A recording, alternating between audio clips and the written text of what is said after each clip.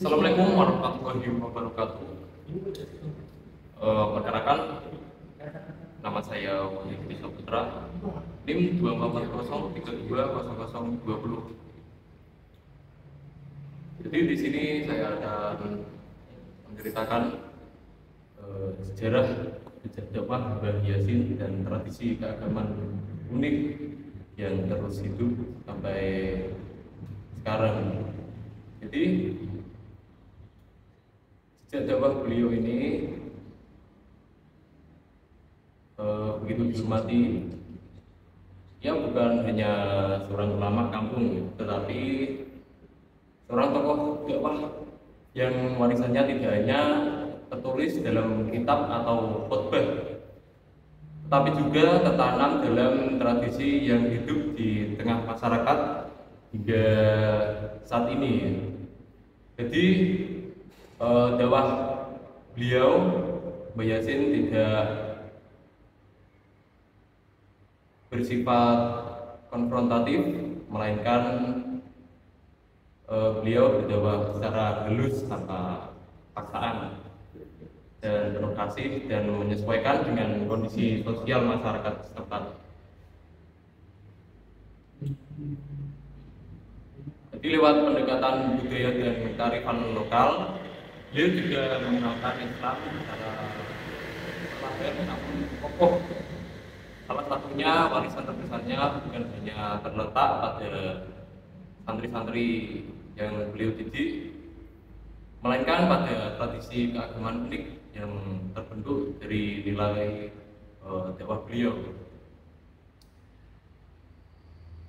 Jadi satu-satunya peninggalan beliau yaitu azan tanpa nada. Jadi beliau berdakwah lewat kesederhanaan. Jadi di masjid-masjid peninggalan Mbah Yasin dan sekitarnya, azan dikumandangkan tanpa nada panjang dan melengking seperti biasanya. Jadi azan di sana terdengar datar, tenang dan pendek. Jadi intinya itu tanpa nada lah. Bukan seperti azan yang kita dengarkan di masjid-masjid biasanya yang kita dengar. Jadi bagi sebagian orang luar ini seperti saya ya, ini mungkin terdengar aneh, akan kurang semangat. Tapi bagi warga sekitar, itulah identitas spiritual mereka. Menurut kisah turun-temurun, Mbah Yasin mengajarkan bahwa azan tanpa nada ini bukan untuk bertontonkan suaranya, tetapi untuk mengingatkan dengan hikmah dan khusyuk.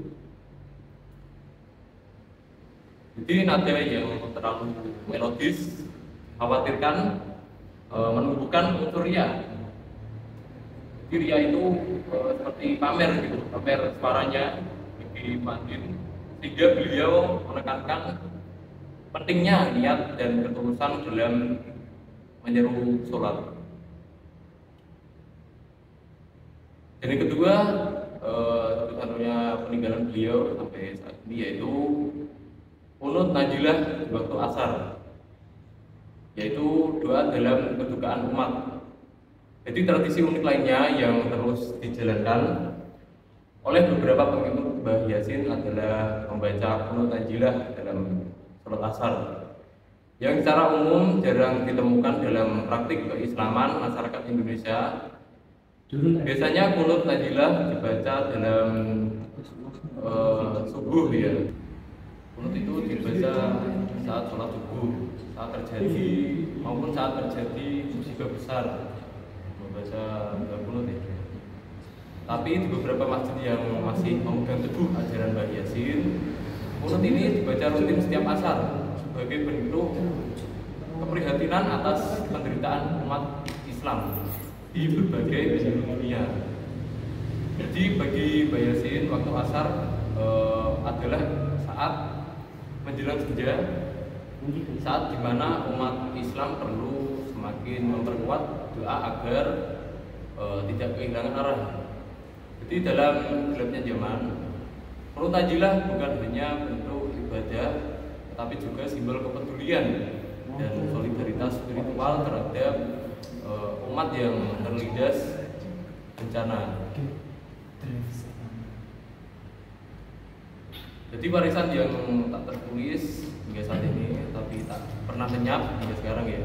Meskipun tidak banyak peninggalan tertulis dari Bayasin, namun tradisi dan nilai yang beliau tanamkan tetap hidup dalam ingatan kemasyarakatan sampai saat ini.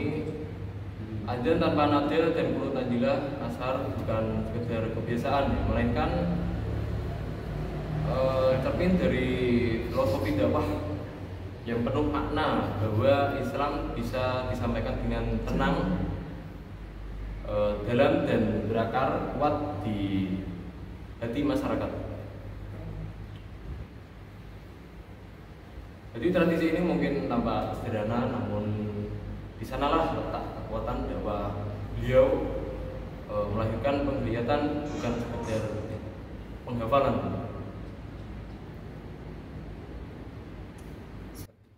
Sekian dari saya. Apabila ada kekurangan maupun apapun itu, ya maafkan. Akhir salam. Assalamualaikum warahmatullahi wabarakatuh.